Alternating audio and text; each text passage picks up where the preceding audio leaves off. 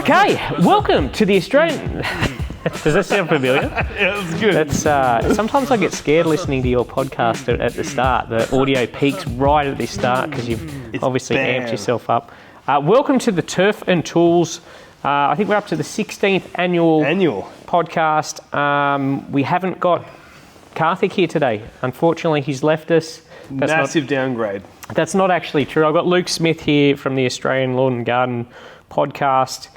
He's flown me over to Perth. Yep. Why?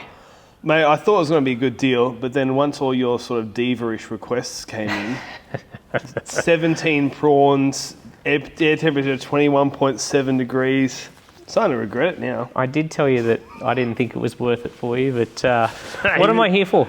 We're doing our 100th podcast. So you have a podcast called the Australian Lawn and Garden Podcast, and you're about to do the 100th episode. 100th episode, yep. But we're doing it live. Yep. And so we flew you over because I thought it'd be a good idea. I think the audience thinks it's going to be a good idea too. And I just thought, let's do an interactive event where hopefully we get some interaction from the audience. You never know, because I haven't quite done this before. Hopefully they turn up. Hopefully they turn up. So it's an unpaid, it's a free event. So you have had to pre-register, but no one's actually had to put any money down. Exactly. So we've really got our fingers crossed. It could be that 80-something people are trolling me. Yeah. And they said they were going to come, but it's just going to be my granddad and my mum. Yeah, and you, me, and 6 equipment tents of brands going, where are the people? Can you imagine if the brands have done it to me as well? I mean, they're paying, so yeah, that's what makes it free for everybody. Anyways. Yeah, so there's who's going to be there?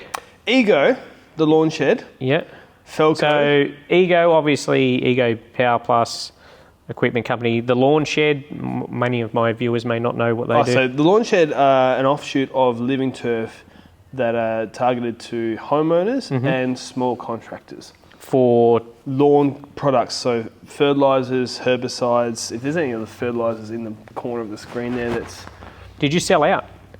As in... That's all you have now? Stuff from the Lawn Shed, it's all from there? Pretty much, yeah. No, I would want it... They have a massive range of stuff, and a lot of the stuff that they were selling is stuff we were using anyway. Okay. And then the reality is that there's like 50 different types of fertiliser that they sell at the Living Turf. And if you're a contractor and you have a specific request, you could say, hey, can you get me this from they'll do it. Mm-hmm. So it's this is one of the reasons why I took them on as a sponsor, because it's kind of so broad. It's not like if you took on, I don't know, like, I'm going to get myself into a hole here picking somebody. But there's certain brands that do one product. Top Buxus would be one. Sure. That do...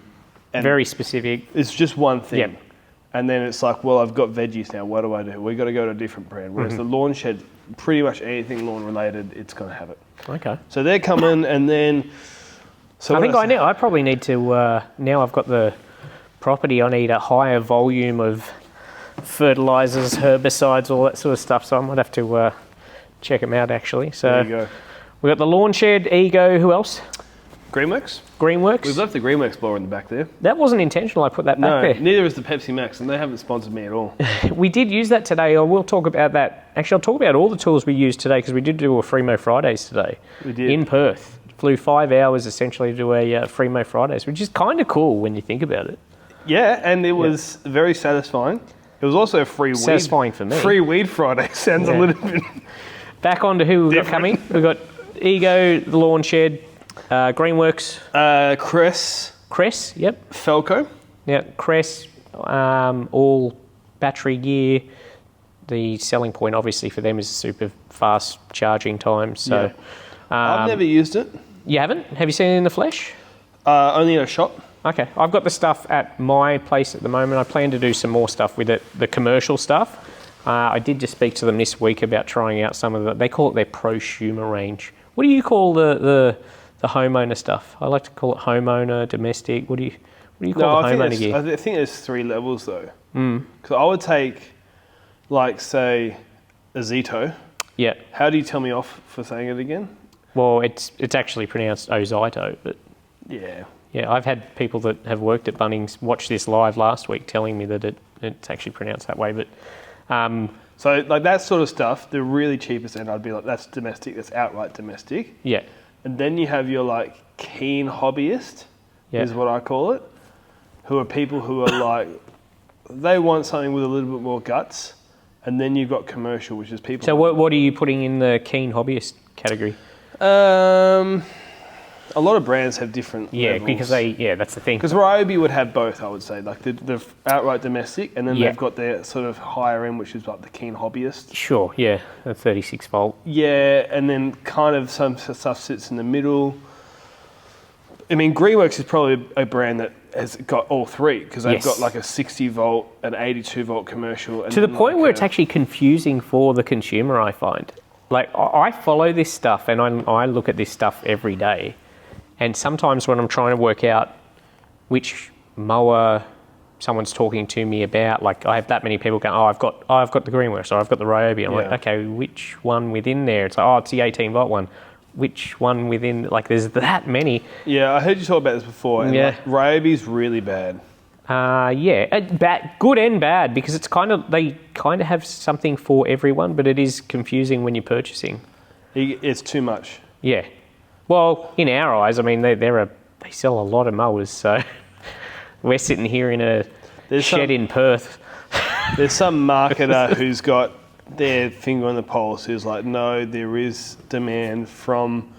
I would love to talk to someone that like decides from multiple brands. I'd like to, and go, what's the reason you've got this range or that range or so many ranges? And I'm actually thinking of doing that when I'm in Melbourne. Yeah, but I mean, I guess the answer may be sort of different for everyone. And I wonder if they'd give you their trade secrets.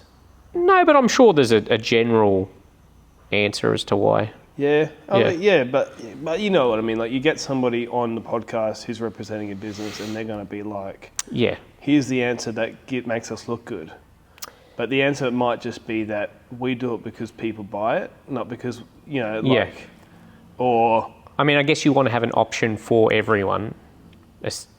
Potentially that's what it comes down to, but I don't know. I wonder how much of it is like, because you and I know, and we've talked about this a lot, that different chassis are shared between lots of different brands.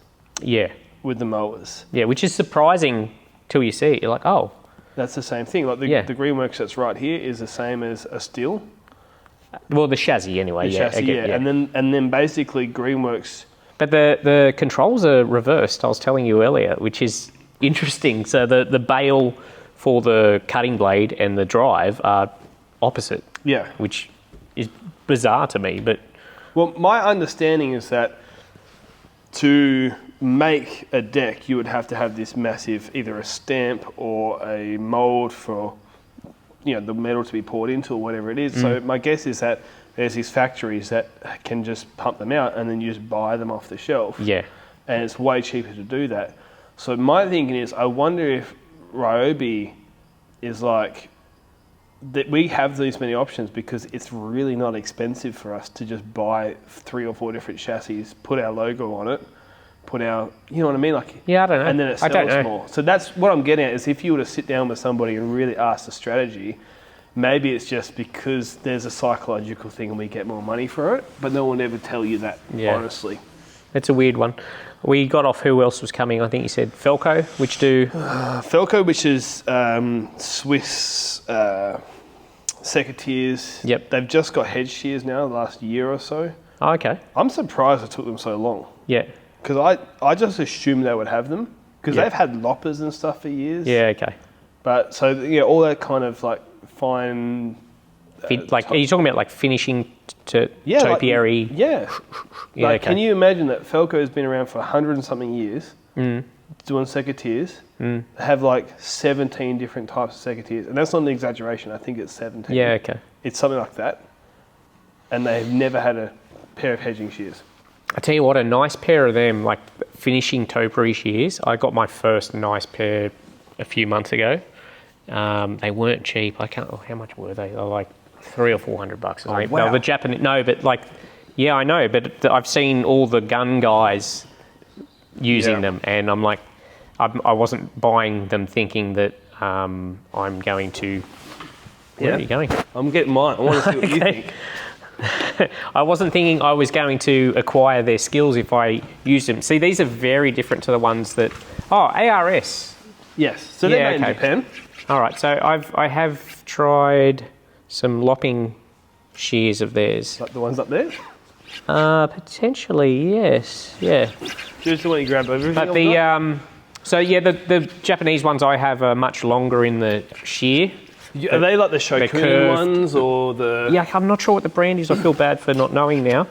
But yeah, Japanese, they've got the wooden handles. Yes. And they feel like... Oh, I don't even know how to describe it, but it... Like cutting a buxus or something in a ball or something. I don't know how to explain it, but it's just so satisfying. The action on it is... Yeah, this feels good. Feels and looks very sharp. It'll chew your fingers off in a heartbeat. But they're a very traditional looking tool. Yeah. This is a lot more modern looking, obviously. Well, these are about $150. Are they through Felco? Or? No, so these are Felco's competition. Oh, okay. I've got the Felco number 2s, which are the really popular secateurs, and I had them for years. Yeah. I just wonder because my thought process is like, okay, so if I was doing like, Craig from Southern Cross Gardens, Nick from Frame It, they're coming to our Sydney event. Yeah, so if you don't know who those guys are, they do a lot of fine topiary. Yeah. Way more skilled and patient amazing, than me. Yeah. And like, I would love Very satisfying to watch it done, and yeah, just beautiful gardens. I'm hoping, I haven't asked him, but I'm sure Nick will say yes, just to go to a job with them at some point and just like spend an hour there. I was going to say the same thing. I look at it and I'm like, wow, that's amazing. I'd love to be able to do that. But then all I'm thinking is, man, must have the worst backs and, arms and like just going all day. Like. Yeah, exactly. But they've got those really expensive things. So when that's your job, the $300-$400 pair, no argument for me about buying them. Yeah. But I wonder at the end of the day, it's kind of like the Mowmaster cylinder mower versus like a Scott Bonner. Mm-hmm. For the home lawn, the truth is that like the Mowmasters that we use, they're not going to cut any different. Once you have them sharp, you have them set, there will be a little bit of difference over time because one's really heavy and one isn't. So one will start to float. You'll get a bit thatchier quicker. Yeah. But really where the Mowmaster shines is in its reliability for a contractor. Again, the Mowmaster, if you don't know... That's true, because we have spoken about them on the podcast before with Karthik. It's a commercial grade... Very expensive. Cylinder mower. And if you don't know what a cylinder mower is, it's, very different to a normal rotary mower in that it has a cutting cylinder which might have 6, 8, 10, 12 blades across it, and it spins around at high speed and against a bottom blade.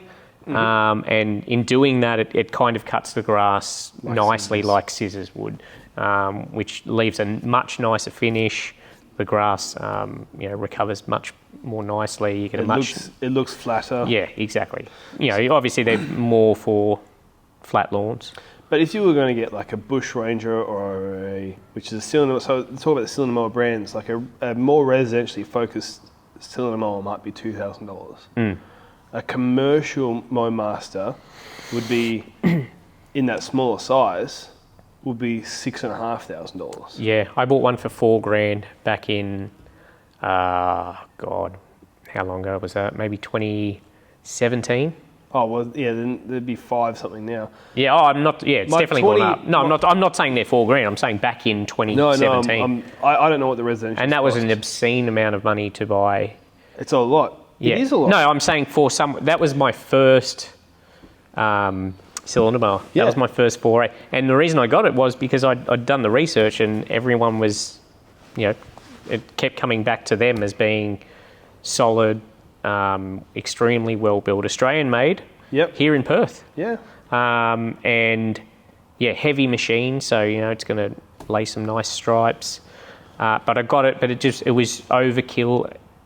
Well, not overkill, but it wasn't great for my yard because I had a very small yard, 18-inch mower, so not the end of the world, but it when it wouldn't dry out properly, turning, even though it had the split rear roller, it would still tear up the turf constantly. So it was just, I ended up going with a 14-inch Scott bonnet because it was lighter and easier on it. But I sold it. God, the guy I sold it to got an absolute bargain. Yeah. I wish I still had it. I really do. Yeah, but I mean, what I'm getting at is it's the right tool for the job. So with what I was getting at, big picture is... Oh, we're going back to what you want to talk about, I wonder how much difference those things really make, or if it's just, like, for the normal person, is a $400 pair of shears, hedging shears. Not for if you like nice things. That's it, yeah, I get it. Like, I'm not an alcoholic, I don't smoke, I don't gamble. My hobby is... What were we doing last night then? My hobby is, outdoor power equipment and my lawn and my garden. So it's like, I'm happy to spend money in that area on nice things. And I think the sharpen, they're probably better to sharpen than a cheap model as well, I imagine. Yeah. I mean, I'm sure there's a lot of benefits, but... Yeah. Anyway, I use them on my Buxus and my Allen Magic. Do you know that shrub? No. No, I'm surprised because you're a bit of a lawn and garden nerd, would you say? Or it can be, yeah. Yeah. But there's so many plants. There are. I know most of the plants that are in here. Yeah. Right. So we're sitting in your shed. In the warehouse. When I say a warehouse, should I say? Yeah, quite a large warehouse where you store all your equipment because you've got a lawn mowing company as well. Yep. Or a gardening company, should I say. I will talk about that later, but it's littered with, and it was quite nice when you walk in. You've got plants hanging from the ceiling, on the wall. There's quite a few in here. There's probably about 80 plants in here. Yeah. And they're all sort of indoor focused plants, and I like that style. Yeah. But like if you go to, so you talked about, I heard you talk about Plantmark. Yeah. We've got a place here called Banara. Yeah. Banara supply Bunnings. If you go on the Banara website, they have 2,500 options you could buy. Yeah. Okay. Yeah, depending on the season. Yeah. But that they have listed. It's like, how do you remember all those plants? Yeah. Like, people in this industry, they become like indoor specialists, and then you get rose specialists, and there's dozens of varieties of roses and how you maintain them. Yeah. And then lawn is its own group of plants, and then palms and buxus and... I feel like lawn is the easiest. Maybe it's because it's the only thing that I have a slight bit of knowledge on, but I feel like I mean, there's just so many different types of plants. You look at most lawns that people have, it's like, okay, most people have a buffalo, a kikuyu, a cooch. They're like, apart from that, like there's some others, but if you know how to identify cooch, kikuyu and buffalo, in Sydney anyway, you can pretty much identify 95% of lawns. And what you do on them is very similar. Yeah. There's very slight differences. Yeah, and you almost can't go wrong with a lot of them. You can turn whatever you want. Lawn-wise, you could get some rubbish cooch that was like not a tiff tough or anything, just what was randomly growing there. Yeah. You can make it look good. It would be a little bit more effort than... But the recovery time also, if something goes wrong and you want to start again and cut it right back, and you can do that with grass. Like one of those plants there, you're not going to cut that right back to the dirt in the pot, and in 4 weeks it's going to look beautiful again, is it?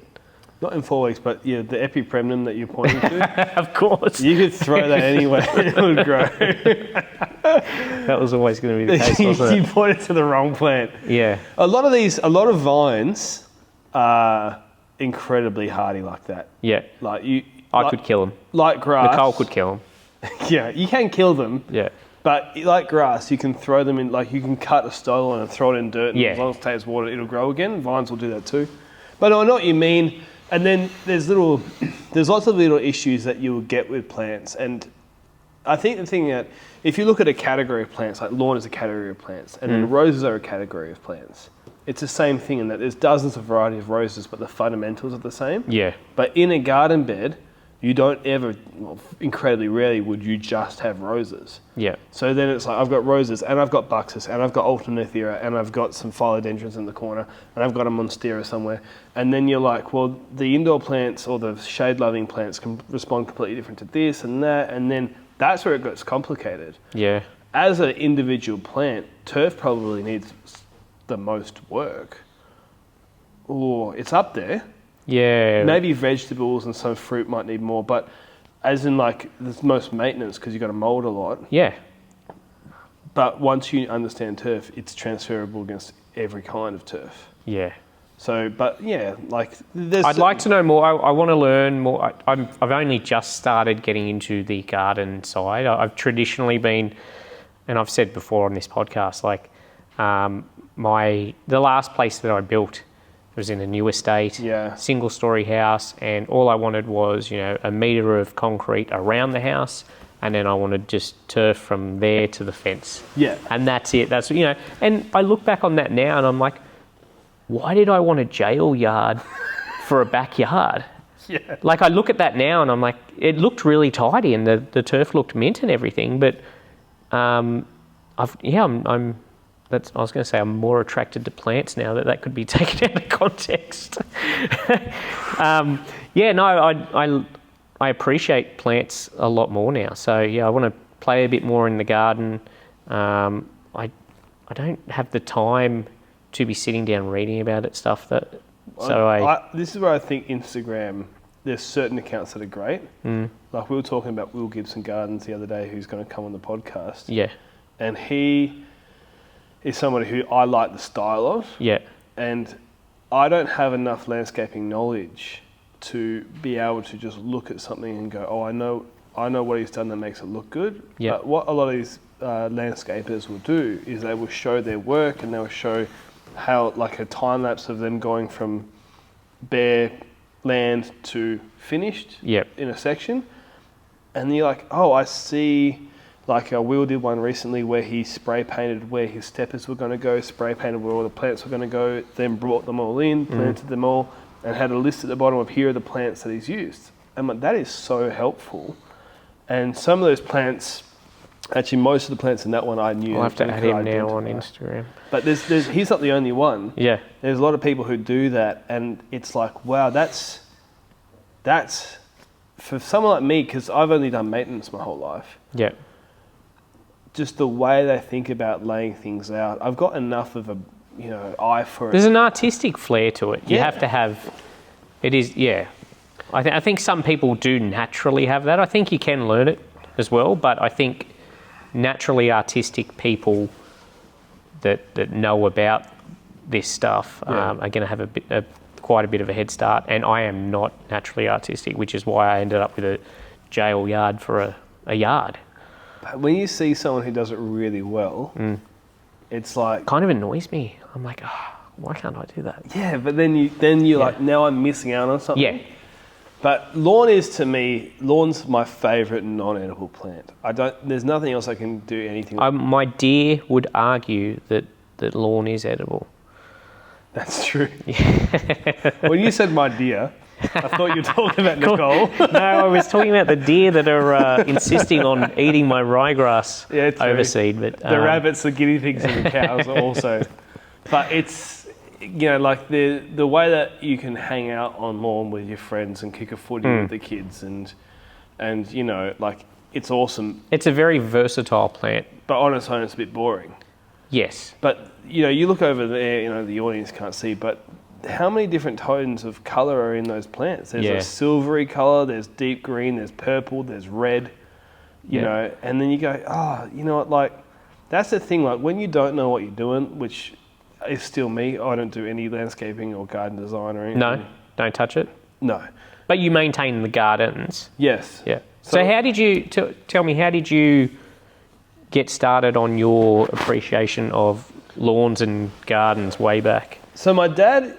a lot of it came from him. He is a scientist, an agricultural scientist. Had a general love for plants. And then we moved into a larger property, like a hectare, when I was around 14 years old, had an orchard and a few other things. The orchard was already there when we got there, so it was actually mature trees and planted more. And I used to do all the mowing.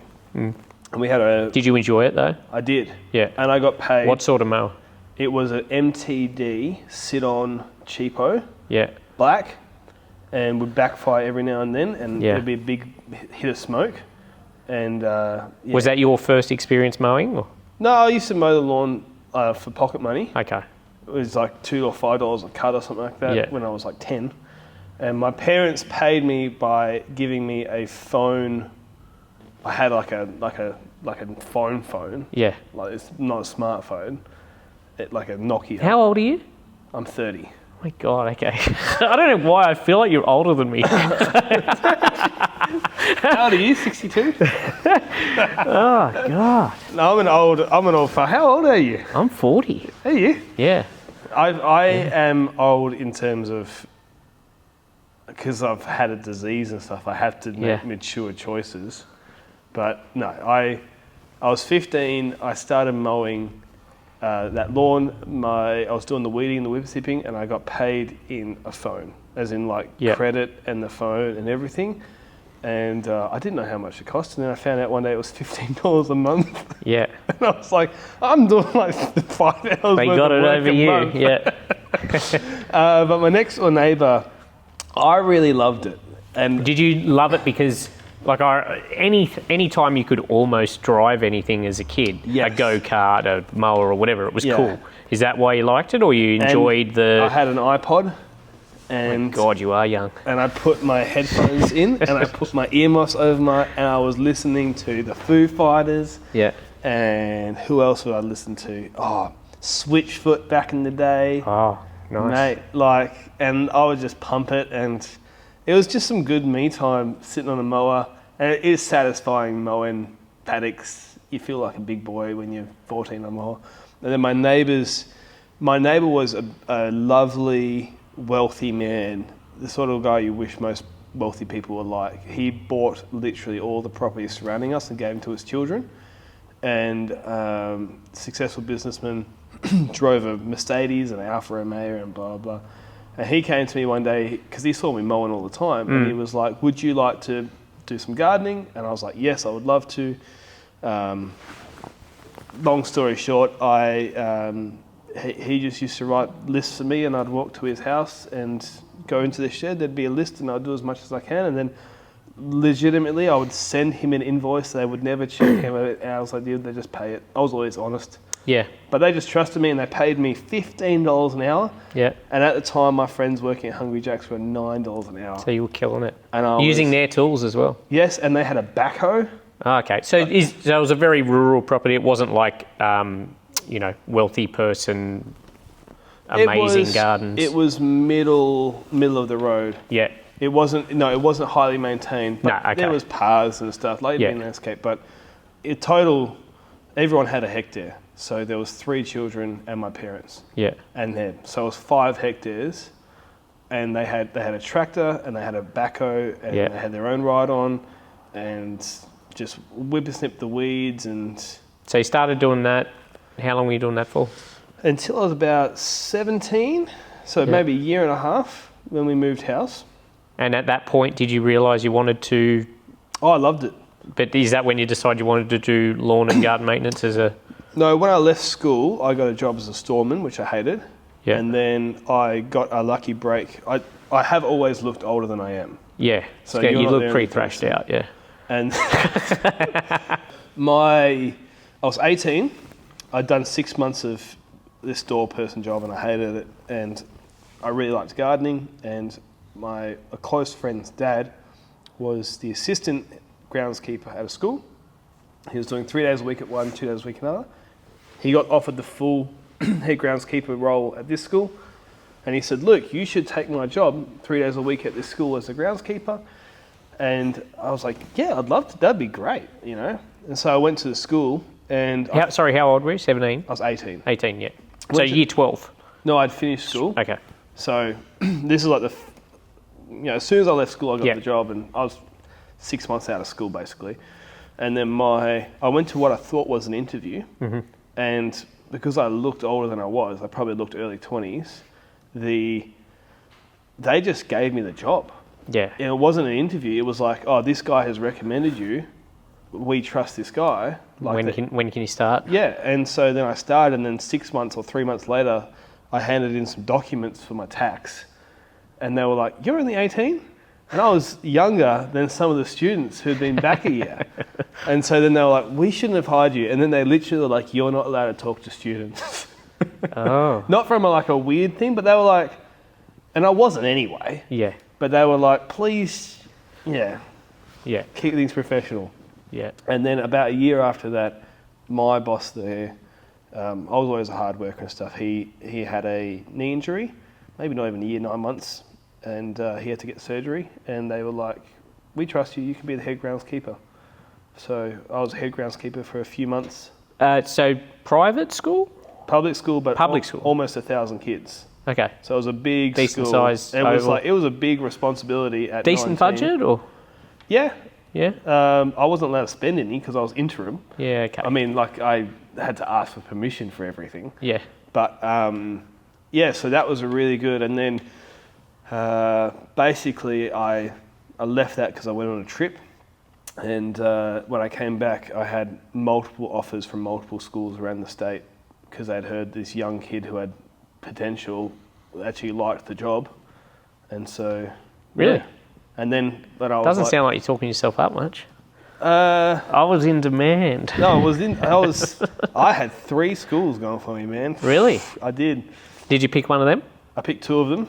So they were part-time? 2 small ones. Yeah. And then I started my business, so that's how I started.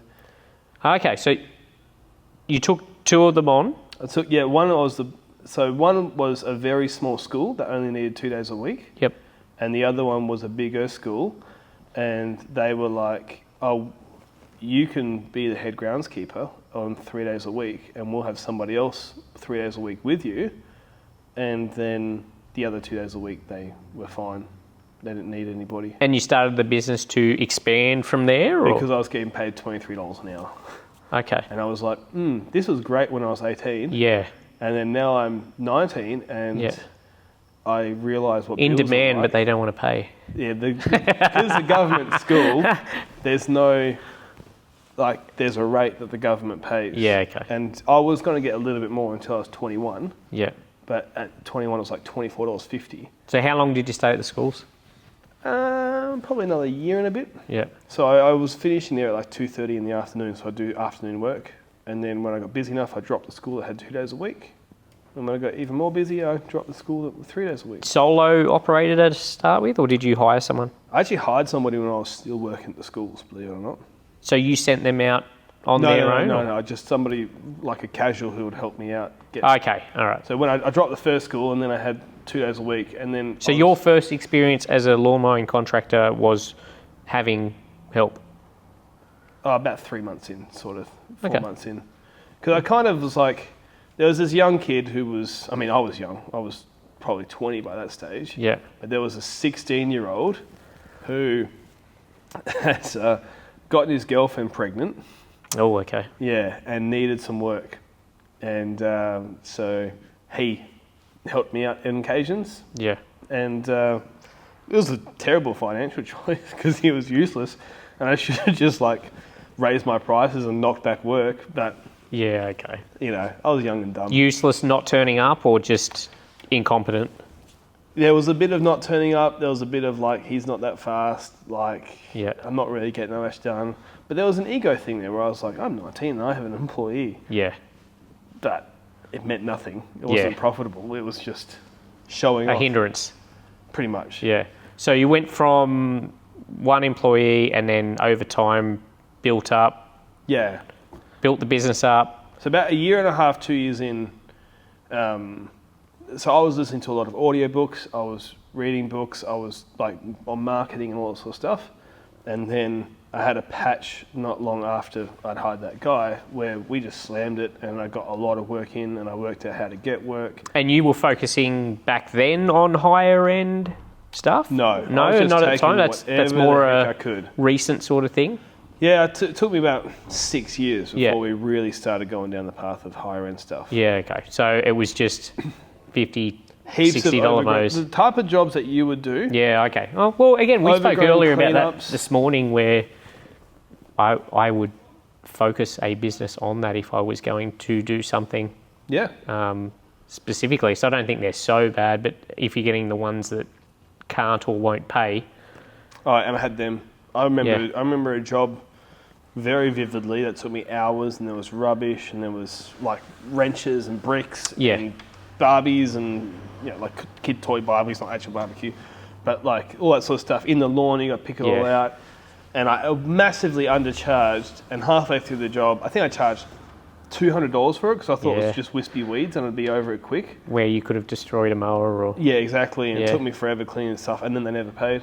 Oh, God. And I can tell you exactly, I could drive you to that house right now.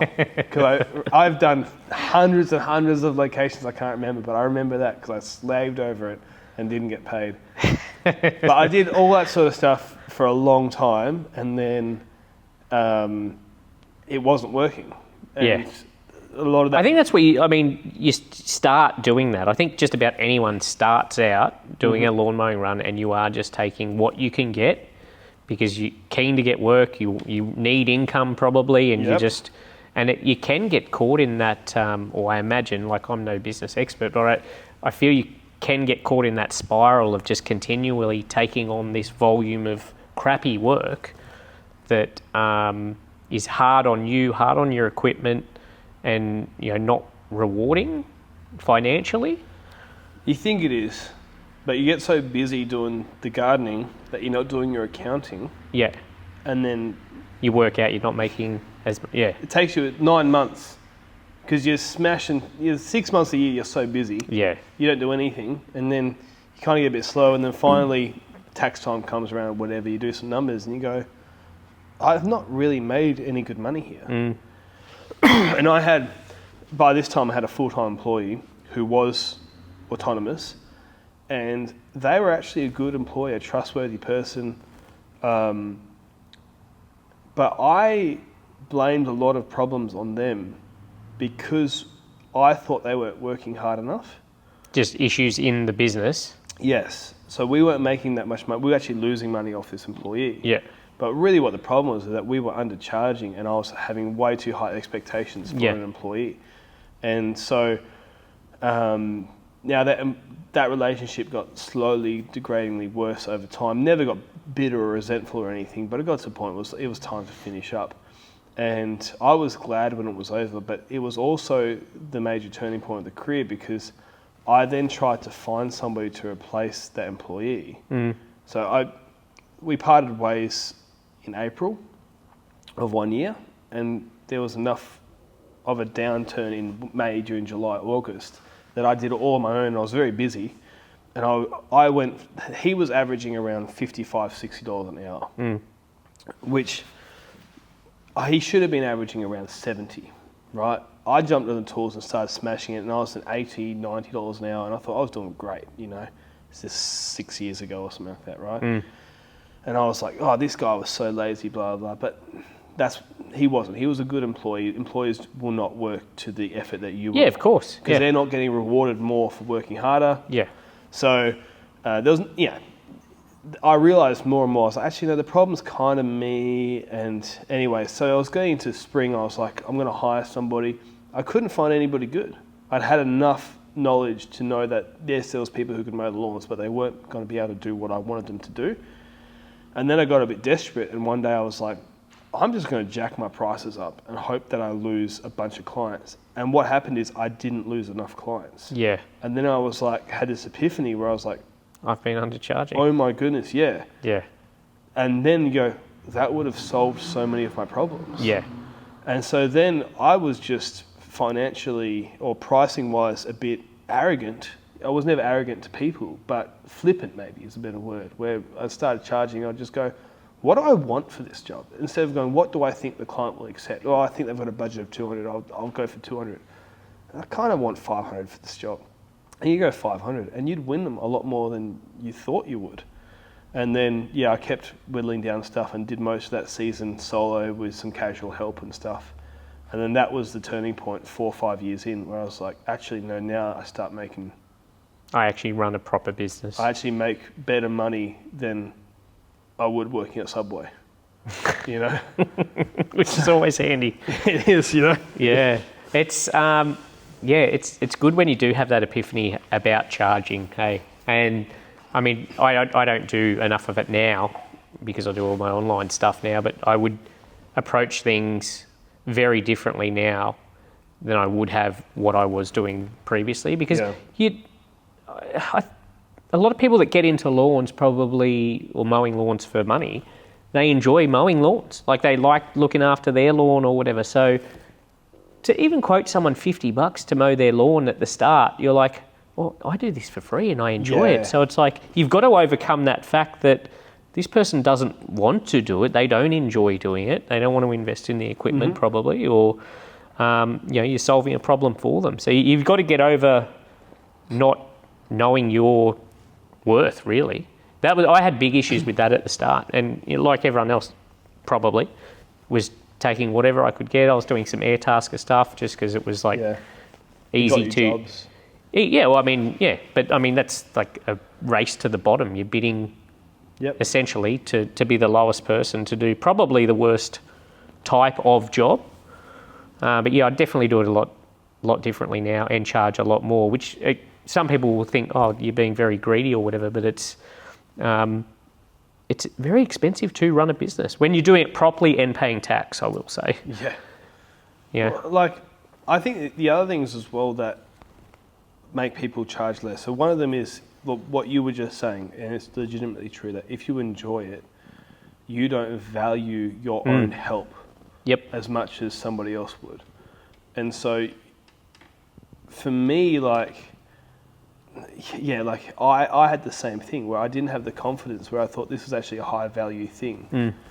The second thing that stopped me from charging high was that I didn't actually have money myself for many years. And so what that meant was, if I was paying $30, $40, I'd want to know that it was something that was really valuable. Yeah.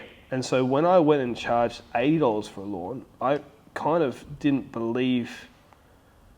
understand what it was like for somebody who had money, because I was 20, we're talking 21, 22, 23. I didn't understand what it was like for somebody who was making $200,000 a year, how little $80 is for lawn mowing, because they don't want to mow their lawns. Yeah. And so...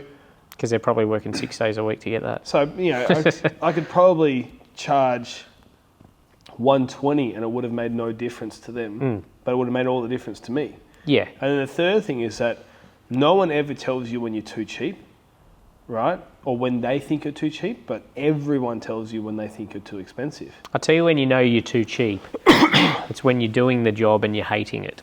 Yes. That one you've said, it might be a cleanup or something, and you've said 152. Yeah. And you start doing it and you're hating life. If that's the case, you're like, okay, I've undercharged here, and I've been there multiple times. Yeah.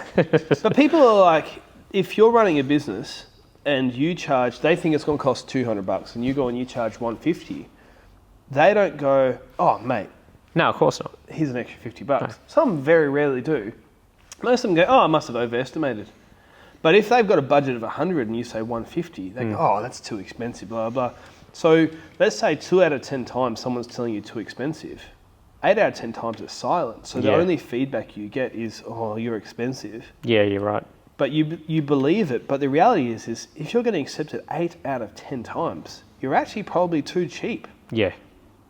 Some people think, it depends on what type of business you're running, what type of clients, but they're like 10 to 30% acceptance rate on your quotes is really what you want. Yeah, okay. Because that's what you were trying to run at, or? We're way less than that now. Yeah, okay. We're probably 1 out of 20 people that ask for work will accept a quote. But you were telling me you get a lot of inquiry through your website just because of the way you've set it up. And a lot of people ask for on our website for services we don't do anymore. So we don't just do lawn mowing, we only do packages. Yeah.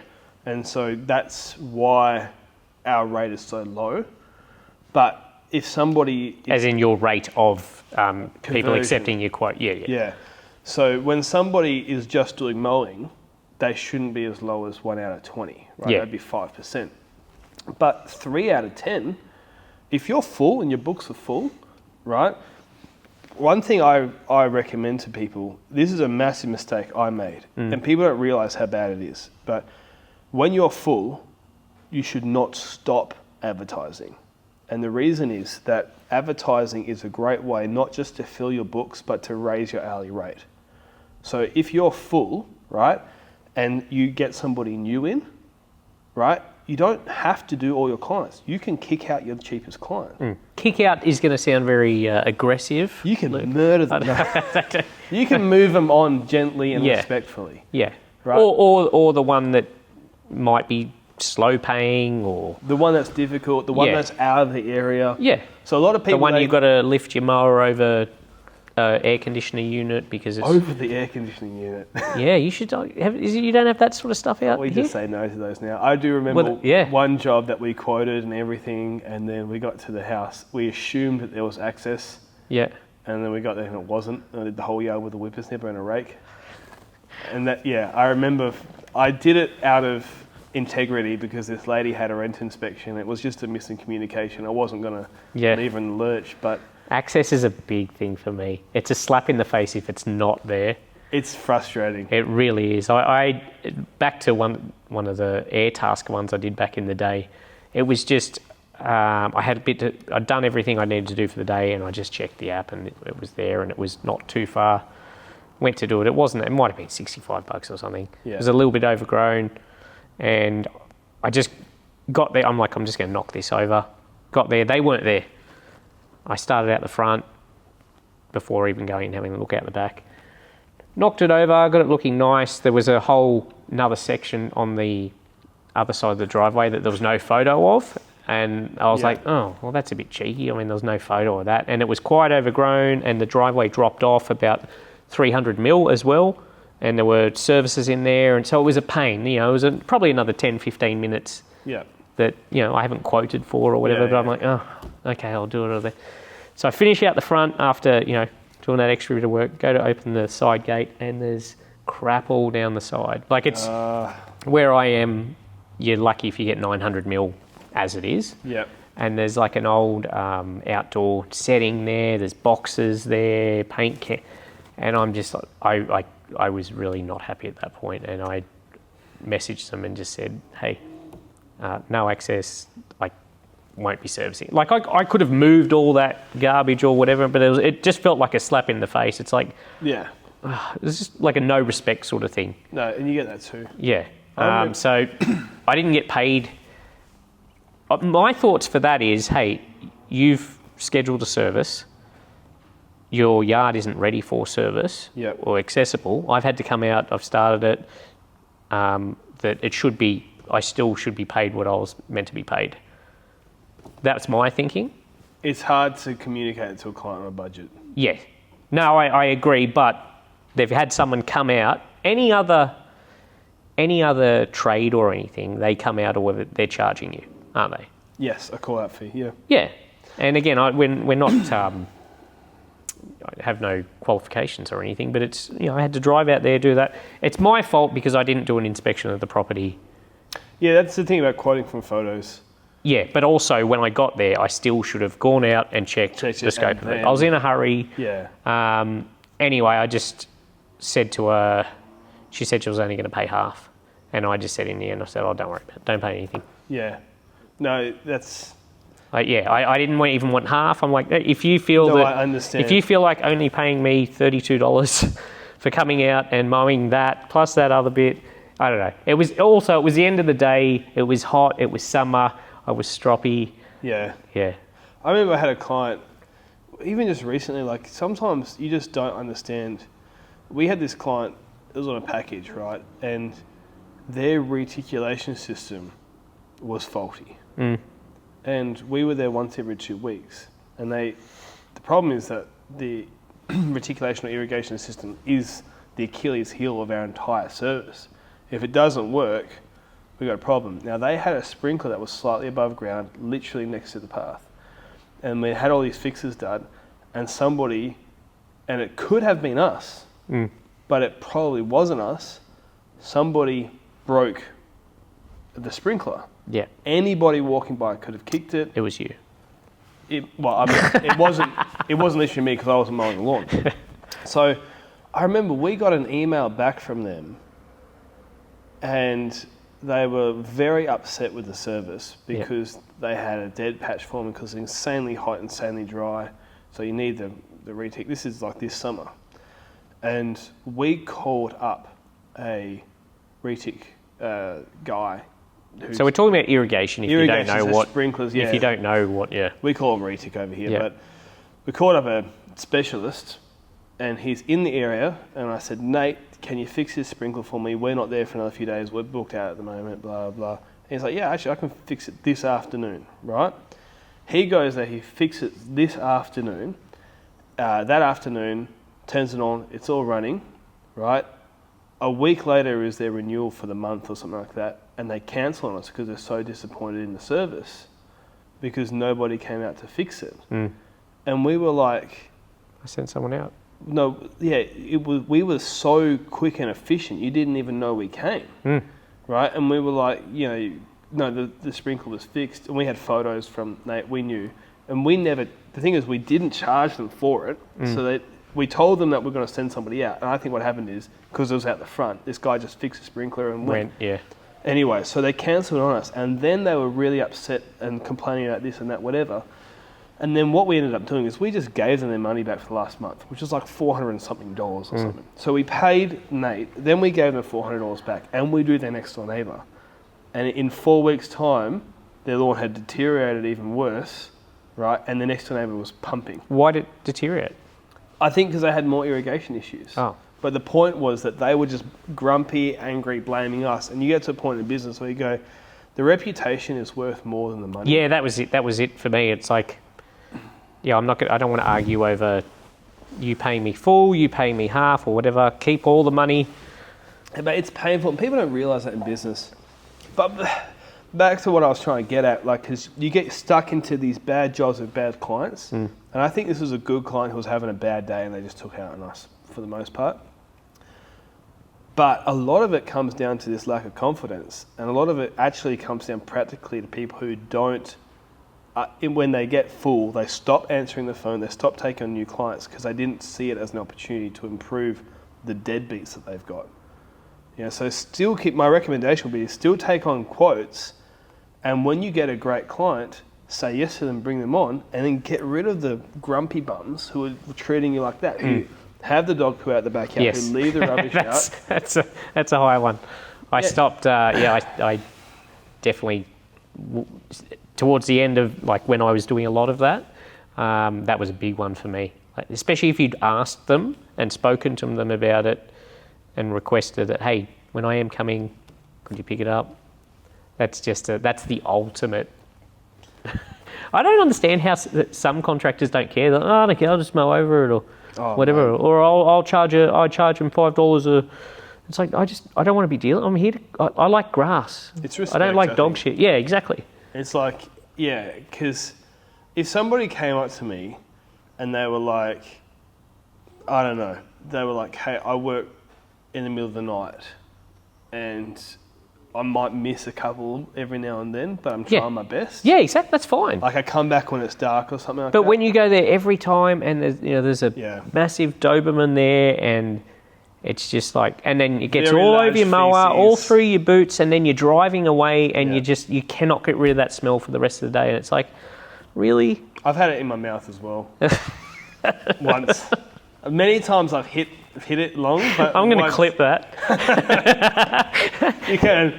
I've had it in my mouth. I've hit a patch of poo when swipper sipping and just mouth open just a little bit and it's hit all my lip, my face. You feel it, you know right away. You just, And mate, that job is now 5 times. The value needed to be 5 times. Well, imagine on a free mow Fridays. You've seen the overgrown ones I do. Yeah. There's a lot of those places. For some reason, it's like Staffies are the dog of those sorts of yards, and You know, you mean the staffies are a bit bogan? No, I'm not saying that at all. Just a lot of the areas that I do, staffies are a very popular dog. Right. In these areas, and they aren't mowing the lawn, so they're definitely not going out in this jungle and finding these dog turds. So I ask sometimes, I'll be, oh, have you got dogs? And they'll be, oh yeah, I've got 2 staffies. And I'm like, oh no, it's going to be a nightmare. Yeah. Because it hasn't been cleaned up for like 6 or 12 months. It's not like 1 or 2 weeks. And it's all through it, and you can just the whole day it just reeks. You're going home, yeah. I had this job very close to where we were today doing the Free Mow Friday. Yeah. And it was the middle of summer, and I think this lady was on some sort of time pressure. And I rocked up, and she was there, and the front was normal, go around the back. And I promise you no word of lie, I would say it was 40 square metres, 50 square metres, and I don't think there was a 30 centimetres patch, 50 centimetre patch that didn't have a dog poo in it. Yeah. And 90-80% was white.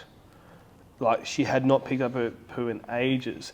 And the thing was that the lawn hadn't been watered, so it was just this dust bowl, dead.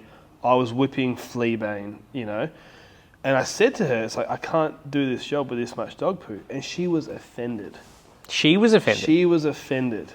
And it was like, I just was like, I think the word should be embarrassed.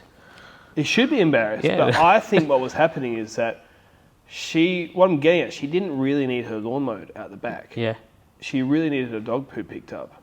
And I think she was just like, I'm going to get the front mowed, and the guy who's coming, he can whip those couple of weeds that have grown through and pick up all my dog poo for me. But you would need a rake to rake it all. And it wasn't, like once dog poo is bad, dry, it's not anywhere near as bad as exactly. Freshie. But I was like, I couldn't believe it. I still can't believe it. But it happens. People treat you like that sometimes. Oh, the joys of being a lawn contractor. Hey, you have a course now. I might as well let you give that a little plug, don't you? Because I get so many questions from people, and I'm not a business guy. I've never had a big mowing business. It's always just been me. I was going to say unprofessional, but I'd say I offer a professional service, but I don't offer business wisdom or anything. But I get a lot of people, just because I make videos that get a lot of views, assume that I have ultra knowledge on this stuff. I don't, but you have a course for starting? Yeah, so it's targeted, so the same as you, because I do a podcast and we do talk about business. I've got to say, before you get into it, anytime I hear someone's got a course, it just sounds like a scam. And I'm not saying this is a scam. Well, this is a scam. No. But every time, courses, mainly because most courses I hear about on the internet are about... probably stuff you could watch YouTube videos on and get the information for. Or selling a course about selling a course to make money, to a pyramid scheme, basically. Yeah, I get what you mean. But you actually did send me this course to check out. Yeah.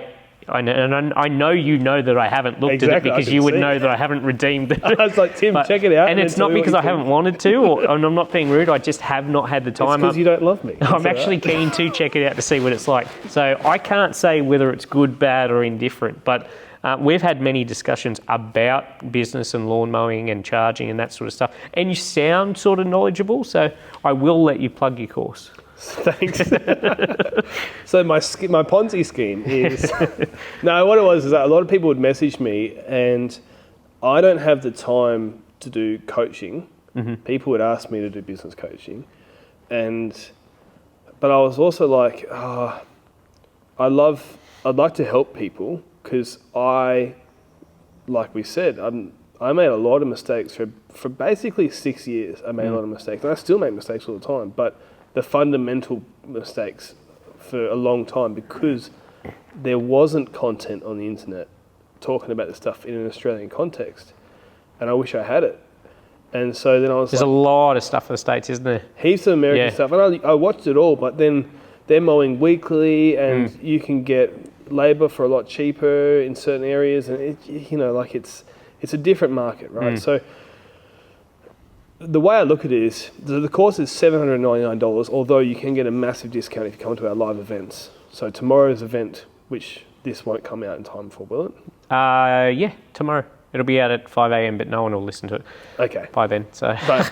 But we are running a 30% discount for people who come to live events. But the way I was looking at it is like people will go to gyms or another franchise for information and support because they're nervous about starting their own business. Some people don't need it, right?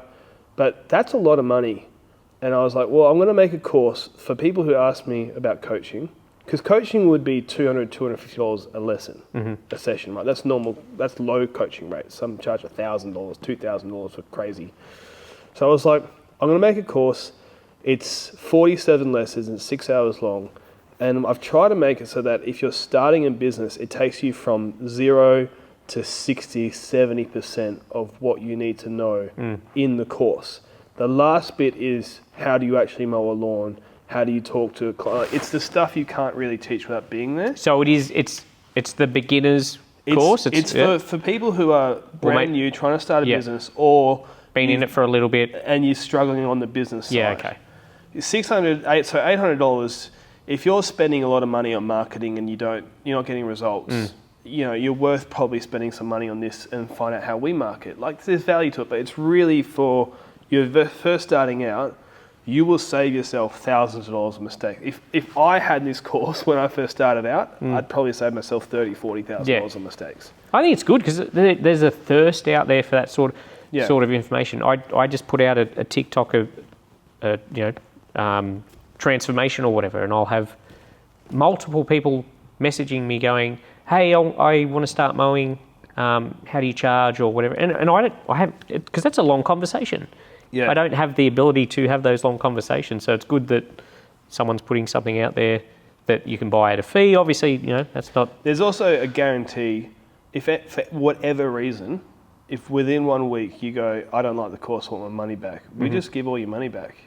Because really the goal for this is actually to help people, and part of it, part of the cost, if I'm going to be honest with you, is you want people to be serious when they take it on. If you set the course at a really cheap rate, $10, you get a lot more sales, but then no one would take it seriously. But it's like, no, I only want really serious people, and then we have a little group that you can ask questions in on Facebook and stuff like that. Oh, okay. It's exclusive, and so I don't want crazy numbers of people in the group. Give some good feedback. But yeah, like people can, if they don't get it and they don't like it, tell me within 7 days for whatever reason you want. You could be like, I finished the course already. I don't like your voice. Yes. Yeah. You could be like, you're ugly. Yeah, you look much older than whatever, I'll give you your money back. Technically, somebody could screen record the whole thing and still ask for their money back. Exactly, I was thinking that. But at the end of the day, I mean... No, it's good. It's good. Something like that's available. I am not getting any affiliate anything. No, but we affiliates make me feel really uncomfortable, and I've been getting approached about a lot more affiliate stuff lately, and I'm like, no, please stay away. It's really, But again, you know me. I don't want to be a salesy. Yeah, you don't want to. It's a fine line between like you actually have to make some form of money on the internet. Yeah. And then like you're an outright cheat. Yeah, exactly. Yeah, so go. Where do you get the course? We should AussieGreenBizMastery.com.au. AussieGreenBizMastery.com.au. I hate that name. Like, I'm just going to be blunt and honest with you. I hate that name. No. You don't like it? No, I feel like, you're right into marketing and that. What made you come to that? What did you want? What name should I have? I don't know. I just feel simple. That's a bit of a mouthful. Well, have you forgotten it? I have actually. Aussie Green Biz Marketing? Mastery. See, I forgot. Mastery. I mean, we can keep talking about it. Look, I'm just going to be blunt. I'll tell you. If I don't like it, I'll tell you. And that's just my opinion. I could be wrong. I can't change it now. I've already got the website. Yeah, okay. I made a logo. AussieGreenBizMastery.com. Yeah, we'll put a link. You don't even need to remember it. Next week is back to usual transmission for the 17th annual Turf and Tools podcast. Hopefully Karthik will be back, or I'll be back, because he hasn't gone anywhere. Maybe next time Karthik can come out too. Yeah. We'll do a three-way podcast. Thank you for listening. See you next time. Thanks, Luke. Thanks for having me.